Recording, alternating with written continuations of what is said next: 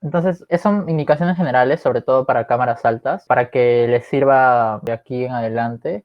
Primero, algunas cosas que tenemos que recordar sobre el formato y sobre el encuadre, ¿sí? Que son cositas que a veces no quedan tan claras. Sobre el formato, recordemos que los equipos están conformados por dos personas, dos oradores. Y esto implica no solo para las altas, sino para también las bajas. Sí, pero en altas, estos oradores se llaman primer ministro y viceprimer ministro, y en oposición se llaman líder de Opo y vicelíder de Opo. Sus roles principales son aclarar los términos, sí, para ambas altas, aclarar los términos, porque si una alta no lo hace bien, la otra alta tiene casi la responsabilidad de hacerlo bien para que se pueda terminar de entender.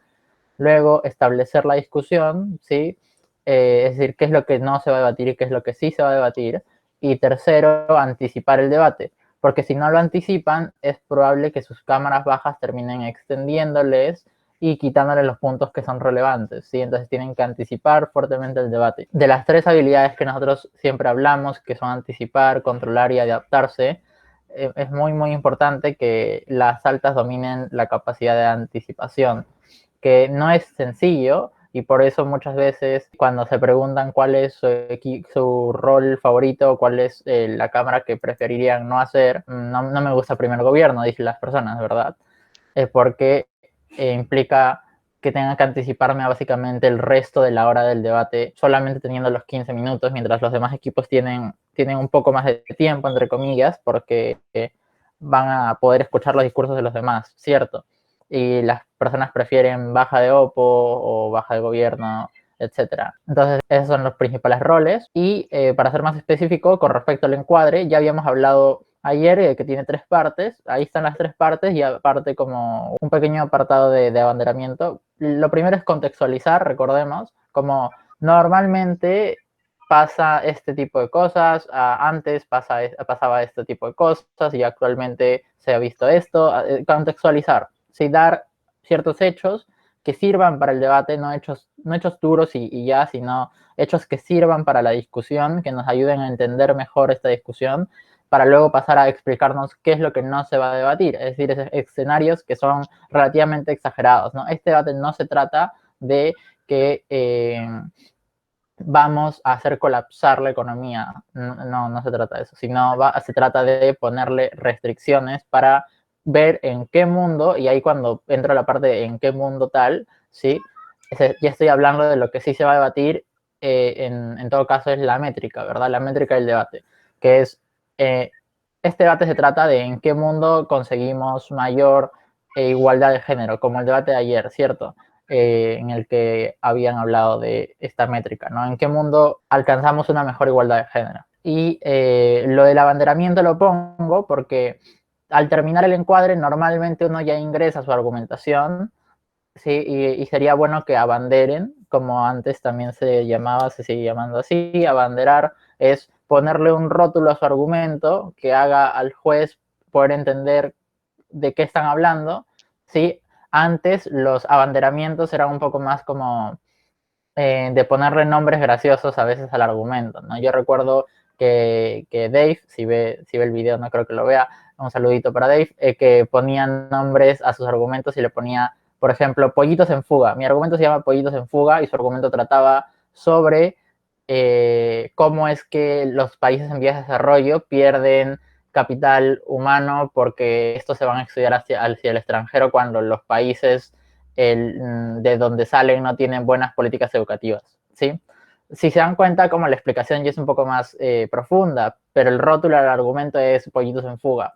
Es útil porque pues se resume bien y el juez lo va a recordar al instante, ¿verdad? Porque recordemos, eh, estamos tratando de hacer que el juez entienda nuestro argumento, ¿sí? Y mientras el juez lo entienda, todo bacán. Entonces, pueden hacer eso o pueden hacerlo de la forma, entre comillas, aburrida, como yo prefiero hacerla, que es, tengo tres argumentos.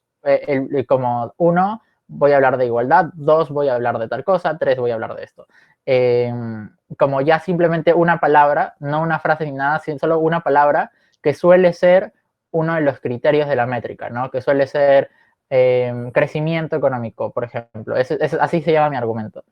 y mi argumento se llama como lo que yo quiero demostrar, que es que en mi mundo hay mayor crecimiento económico. Que es como yo prefiero hacerlo. Ambas maneras, si se dan cuenta, son el mismo fin, que es que el juez pueda anotarlo de forma más sencilla posible para que lo pueda tener. Ya dependerá del estilo de cada uno y de qué tanta creatividad tengamos en ese momento para poder decir el nombre del argumento, ¿verdad? La idea es que lo rotulemos. Yo, como no me gusta complicarme, bueno, a mí no me gusta complicarme mucho, entonces siento que los nombres que ponga pues no me van a salir tan bien, o no soy tan creativo con eso, prefiero ponerle solamente mi argumento es crecimiento económico y ya está. Sí, o mi argumento es fuga de talentos y ya está. No apoyidos en fuga, sino fuga de talentos y ya. La idea base es la que he explicado antes, ¿no? Que el juez recuerde su argumento y que lo tenga claro. Entonces, cuando yo termine el encuadre, digo, tengo 3 argumentos, tengo 2 argumentos, 1, tal cosa, 2, tal cosa. Voy a pasar a explicarlos. Sobre el primer argumento tenemos 3 mecanismos. El primero se refiere a bla, bla, bla, y ahí puedo empezar a explicar el argumento, ¿sí? Eso para recordar solamente qué es eso. Porque el cómo hacer una buena cámara alta tiene sus partes que lo he tratado de condensar lo más que he podido solamente en este slide. ¿Ok? ¿Cómo hacer una buena cámara alta o una buena casa alta? Lo he dividido en dos, en primeros oradores y en segundos oradores. En cuestión de los primeros oradores, he dividido a su vez a estos oradores, si han notado, me gusta dividir cosas, perdón. Lo he dividido en 3 partes, ¿sí? En cuestión de los primeros oradores, 3 cosas fundamentales que tienen que hacer, más no excluyentes con que puedan hacer algo más, ¿ok? Solo estas son las fundamentales. Quiero que eso quede muy claro porque si no, luego dicen, no, pero un juez me dijo que podría haber hecho esto. Y yo, bueno, sí, podrías haberlo hecho. Lo fundamental es hacer esto, ¿ok? Para que luego no vengan y me reclamen como, ay, me has enseñado mal. No. A veces hay maneras en las cuales algunos jueces prefieren ciertas cosas que otras. Lo fundamental es esto, que es primero el encuadre, que ya acabamos de hablarlo, que es establecer o acomodar la discusión para que tenga un rumbo, ¿sí? Y esto tiene que hacerlo tanto primer ministro como líder de OPO, porque recordemos que si bien primer ministro introduce el debate en su conjunto, el líder de la OPO introduce el caso de la oposición en su conjunto también, ¿no? Como puede acomodar un poco más el debate para equilibrar un poco más, si es que primera de gobierno quiso aprovecharse un poco de su rol de primer gobierno, de plantear el debate para hacerlo llevar a su lado, probablemente lo haya hecho, si es que es un equipo como... O sea, si es un equipo que debate muy de mala fe, lo va a haber hecho. Pero también si es un equipo bueno, sabe cómo hacerlo sin que sea injusto. Entonces, igual hay que tratar de reencuadrar. Sí, encuadre, reencuadre. Los primeros ahora tienen que encargarse de eso, ¿no? De dejar clara cuál es la discusión más justa para ambos lados. Luego, el análisis, ya propiamente dicho, que son los argumentos que tenemos, pero también las comparativas que tengamos. ¿Sí? Los argumentos son lo que ya hemos hablado, afirmación, sustento, evidencia, link o por qué, cómo, por qué importa y por qué esto va a terminar ganando el debate. Y la comparativa es cómo esta explicación que estoy dando responde o se anticipa de cierta manera a lo que la otra cámara me va a traer, ¿verdad? Cómo es que se superpone a lo que la otra cámara probablemente nos va a decir, ¿ok? Entonces, allí tenemos algo que es importante de analizar, por eso está en la parte del análisis, ¿ok? Y por último, la parte del cierre del discurso, que es ya 2 partes a su vez, ¿ok? La primera es cerrar a través de, bueno, de la síntesis de lo que he mencionado, ¿ok? La síntesis tanto del encuadre y del análisis la pongo en esta parte y luego la segunda es cerrar con el adelanto de lo que, no del adelanto como anticipo, ojo, anticipo y adelanto son dos cosas diferentes. Anticiparme es con respecto a la cámara contraria, adelantarme es con respecto a, a mi segundo orador. Como ya, por ejemplo, lo que yo suelo hacer es doy mi discurso de primer ministro y al momento de cerrar digo, ¿qué les he explicado en este discurso? En este discurso les he explicado 2 cosas. 1, cómo es importante que consigamos bla, bla, bla. Y 2, cómo es importante que hayamos obtenido bla, bla, bla. Isabel les va a explicar, mi compañera, Isabel les va a explicar cómo ocurre bla, bla, bla cosas y para que terminen de entender cómo funciona bla, bla, bla X, ¿sí? De esa forma es como yo cierro el discurso de como del primer orador, sea alta de Oppo, sea alta de gobierno. Es como esta estructura creo que puede ayudarles mucho a que ya encaminen sus discursos ya tienen las partes claras. No sé, al menos a mí, y por eso enseño así, ya me dirán ustedes y me comentarán si es que les resulta útil o no. Al menos a mí me resulta bastante útil saber qué cosas tengo que hacer como paso a paso, y ya dentro de esos pasos ya puedo como moverme un poco más fluido. Sí, a veces cuando no sabemos necesariamente paso a paso qué hacer, al menos al inicio, resulta un poco confuso y ya no sé qué parte mejorar, si es que estoy fallando, o sea, no hice un buen discurso, pero ¿qué es la parte del discurso que me ha fallado? Creo que eso también tienen que usarlo, no solo durante el debate, sino a nivel meta. O sea, cuando analicen sus discursos, piensen en qué he fallado al momento de encuadrar, he fallado al momento de hacer el análisis, he fallado al momento de hacer el cierre. Si alguien aquí es muy negativo va a decir, ay, he fallado en todo, pero no, hay algo en lo que se falla más que en otras cosas, incluso en ese escenario, ¿ok?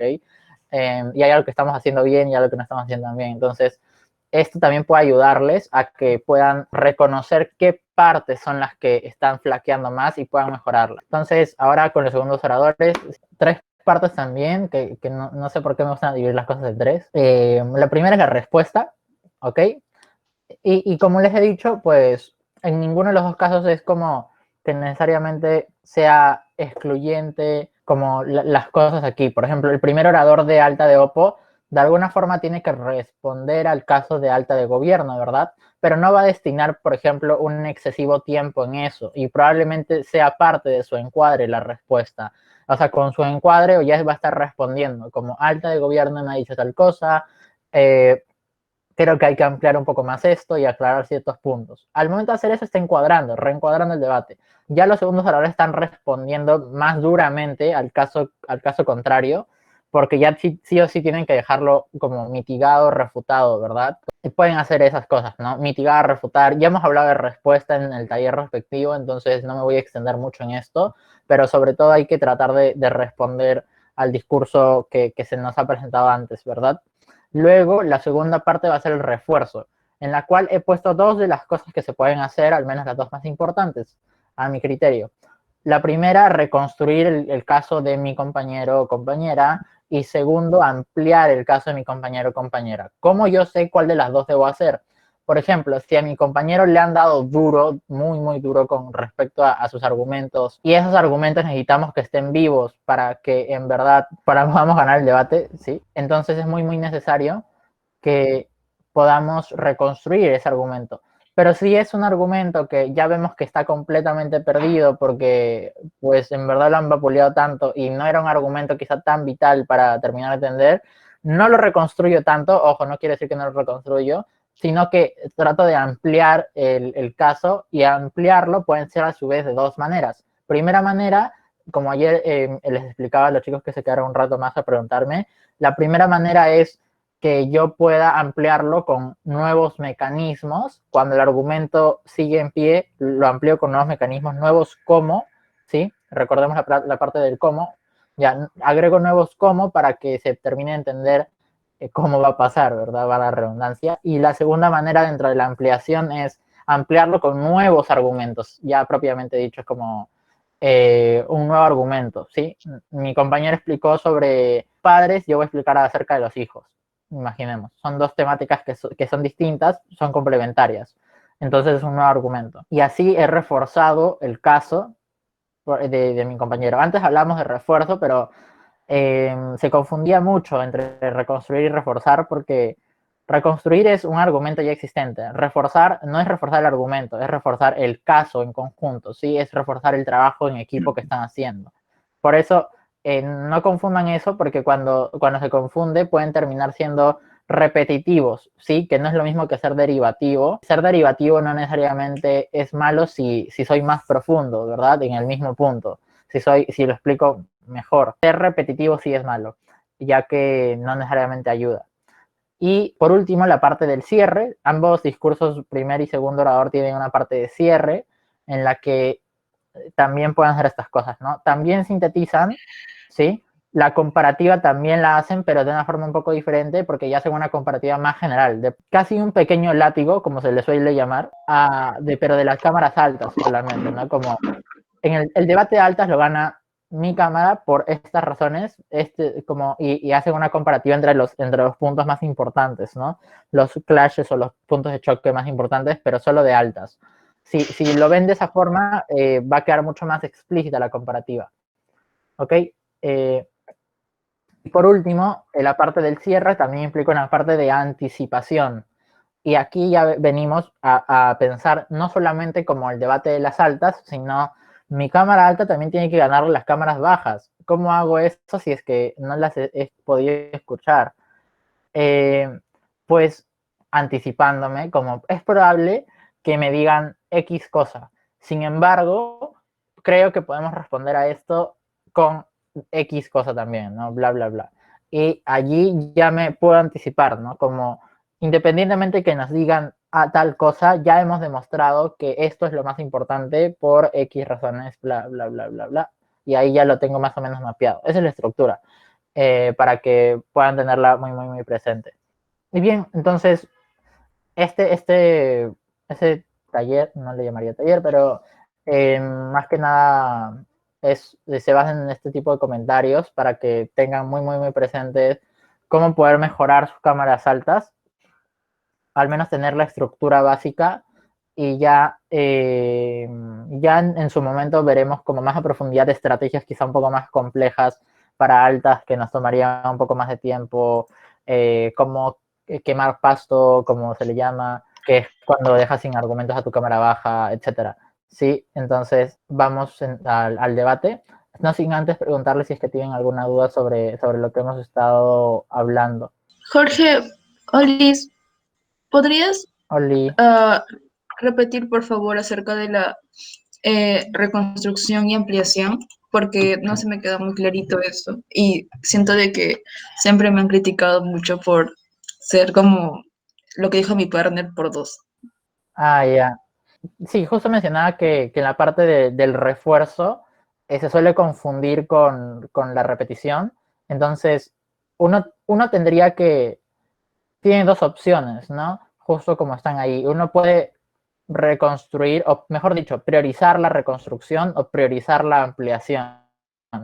Esta es una decisión fundamentalmente estratégica, es decir, eh, el ideal obviamente va a ser que hagamos ambas, ¿cierto? Que reconstruyamos los argumentos hechos y que ampliemos mucho más. Aquí ya va a ser una decisión estratégica. Lo que yo creo es que siempre hay que, si mi caso está bien, entonces debo ir más allá. Por lo tanto, debería buscar priorizar una ampliación en lugar de una reconstrucción, pero tengo que tener buen ojo de cómo va mi compañero. Si mi compañero no ha terminado de explicar algunas cosas y le han refutado muchísimo con refutaciones que han sido buenas, tengo que reconstruir primero sus argumentos para que luego mis ampliaciones tengan sentido, porque si no, probablemente estoy ampliando algo que está muerto, ¿verdad? Es como vestir al muerto, una cosa así. No, no sirve mucho. Y allí creo que cuando se te ha criticado eso es porque el argumento de tu compañero ha estado vivo y lo has reconstruido cuando estaba construido ya, es como ya estaba bien, no había necesidad. Entonces allí la cosa es ampliar. ¿Cómo amplío? Ya un poco más concreto, es añadiendo nuevos mecanismos. O sea, tienen que ser nuevos mecanismos. ¿Y cuáles son los nuevos mecanismos? Es pensar en nuevos cómo o nuevos argumentos. Si es que no tenemos nuevos argumentos porque nos parece que ya, por ejemplo, y es completamente válido, mi compañero ha dicho los tres argumentos que teníamos, probablemente esos tres argumentos igual no estén completamente impactados. Entonces, para ampliar, yo puedo imaginarme que soy un látigo y estoy terminando de impactar las cosas que ha dicho mi compañero con respecto a lo que me ha mencionado la cámara contraria. Primera opción de ampliación. Segunda opción de ampliación es que yo pueda añadir estos microprocesos, ¿sí? O mecanismos también, como se le llama, caracterizaciones, como prefieran llamarle, de cómo es que esto ocurre en más escenarios de los que ha dicho mi compañero. No solamente ocurre en este escenario que aplica mi compañero, sino también ocurre en este y en este.